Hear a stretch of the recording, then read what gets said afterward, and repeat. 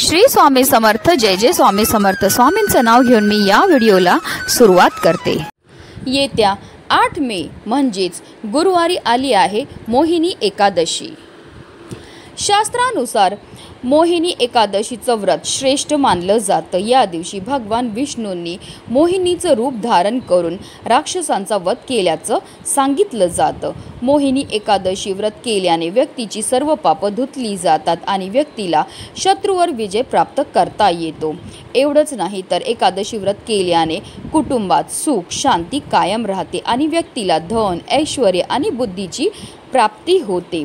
तसेच एकादशी केल्याने आरोग्य निरोगी राहतं आणि व्यक्तीची सर्व दुःख दूर होतात, सर्व पापांपासून मुक्ती मिळते। वैशाख महिन्याच्या शुक्ल पक्षाची एकादशीची सुरुवात ही 7 मे रोजी सकाळी 10:19 सुरू होईल, तर दुसऱ्या दिवशी म्हणजे 8 मे रोजी दुपारी 12:29 समाप्त होईल आणि उदय तिथीनुसार मोहिनी एकादशीचं व्रत हे 8 मे रोजी म्हणजेच गुरुवारी ठेवलं जाणार आहे। पद्मपुराणानुसार त्रेतायुगात भगवान रामाने महर्षी वशिष्ठांच्या सांगण्यावरून हा उपवास केला होता। असं म्हणतात की हा उपवास सर्व प्रकारच्या दुःखापासून मुक्ती देणारा आणि सर्व पापांपासून मुक्ती करणारा सर्वोत्तम उपवास आहे। धार्मिकदृष्ट्या हा दिवस अत्यंत महत्त्वाचा असल्यामुळे या दिवशी काही प्रभावी उपाय आणि सेवा देखील केल्या जातात।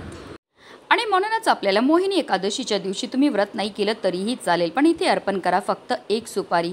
ही सुपारी अर्पण केल्यामुळे आपल्याला प्रत्येक कामामध्ये यश हे मिळू लागेल, ज्यामुळे आपल्या जीवनामध्ये असणाऱ्या ज्या आर्थिक समस्या आहेत त्यापासून आपल्याला मुक्तताही मिळणार। आपलं 7 पिढ्यांचं दारिद्र्य नष्ट होऊन आपल्या संपूर्ण कुटुंबाची भरभरून अशी प्रगती होणार। तर ती सुपारी कुठे अर्पण करायची, कोणत्या वेळेत करायची आहे, त्याबद्दल सविस्तर आणि महत्त्वाची अशी माहिती मी तुम्हाला या व्हिडिओमध्ये देणार आहे। तर व्हिडिओ पूर्ण पहा आणि जर तुम्ही माझ्या चॅनलवर नवीन असतील तर चॅनलला सबस्क्राइब करा आणि शेजारी बेल आयकॉन सुद्धा प्रेस करा, जेणेकरून तुम्हाला माझ्या नवनवीन व्हिडिओचं नोटिफिकेशन हे मिळत राहील आणि तुम्ही एक पण व्हिडिओ मिस करणार नाही। आणि कमेंटमध्ये ओम नमो भगवते वासुदेवाय नमः लिहायला अजिबात विसरू नका।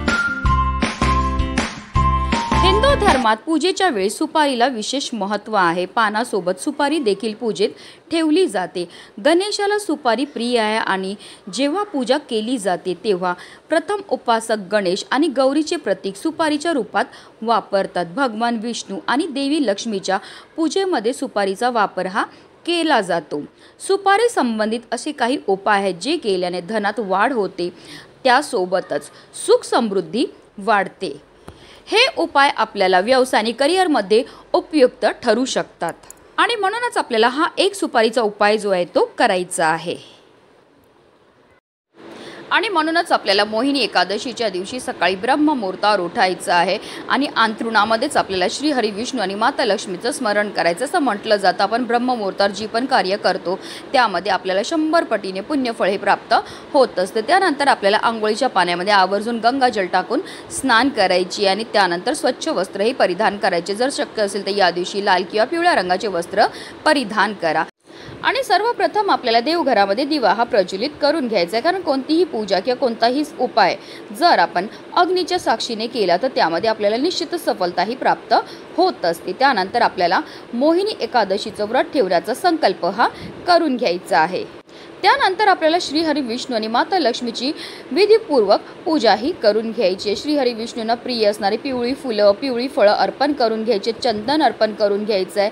तसेच आपल्याला एक तुळशीचं पत्र आवर्जून श्रीहरी विष्णूंना अर्पण करायचे। हे तुळशीचं पत्र अर्पण करताना आपल्याला आपल्या मनातली इच्छाही बोलायची। असं केल्यामुळे आपली किती कठीणातील कठीण इच्छाही पूर्ण होते। त्याचबरोबर आपल्याला माता लक्ष्मीची सुद्धा विधिवत पूजाही करून घ्यायची, तसेच तुळशी मातेची सुद्धा आपल्याला पूजाही करून घ्यायची आहे।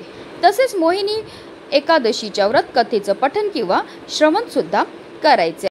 या उपायाकरता आपल्याला 1 सुपारीही लागणार। जी सुपारी आपल्याला घ्यायची ती नवीनच असावी। अगोदर पूजेमध्ये वापरलेली सुपारी आपल्याला घेता येणार नाही। आता आपल्याला एक तामण घ्यायचं आणि त्या तामणामध्ये आपल्याला थोडीशी हळद कुंकू आणि अक्षता ठेवायचे आणि त्यावर आपल्याला या सुपारीला ठेवायचं। हा संपूर्ण उपाय आपण देवघरामध्ये बसूनच करणार आहेत। आता या सुपारीला आपल्याला अभिषेक हा करून घ्यायचा। 11 पळी पाणी आपल्याला सुपारीवर अर्पण करायचं। प्रत्येक पळी पाणी अर्पण करताना आपल्याला ओम नमो भगवते वासुदेवाय नमः या प्रभावी मंत्राचा जप हा करायचा। अभिषेक करून झाल्यानंतर आपल्याला या सुपारीला स्वच्छ पुसून घ्यायचं आहे। आता आपल्याला एक प्लेट घ्यायची। प्लेटवर आपल्याला मुठभर तांदूळ हे ठेवायचे आणि त्या तांदळावर आपल्याला 1 रुपयाचं नाणं ठेवायचं आहे आणि त्या 1 रुपयाच्या नाण्यावर आपल्याला ही जी सुपारी आहे ती ठेवून घ्यायची। आता ही प्लेट आपल्याला उचलायची आणि आपल्या देवघरामध्ये असणाऱ्या श्री हरी विष्णू आणि माता लक्ष्मी समोर ठेवायची आहे। आता या सुपारीला आपल्याला हळद, कुंकू, अक्षदा, धूपदीप, अगरबत्ती दाखवून घ्यायची आहे आणि देवघरामध्ये बसूनच आपल्याला काही सेवा ह्या करायच्या आहेत। आपल्याला एक वेळा विष्णू सहस्त्रनामाचं पठण करायचं। तर काही कारणास्तव तुम्हाला विष्णू सहस्त्रनामाचं पठण करणं शक्य नसेल तर यूट्यूबला लावून द्या, तुम्ही हात जोडून बसा, तुम्ही श्रवण केलं तरीही चालणार आहे।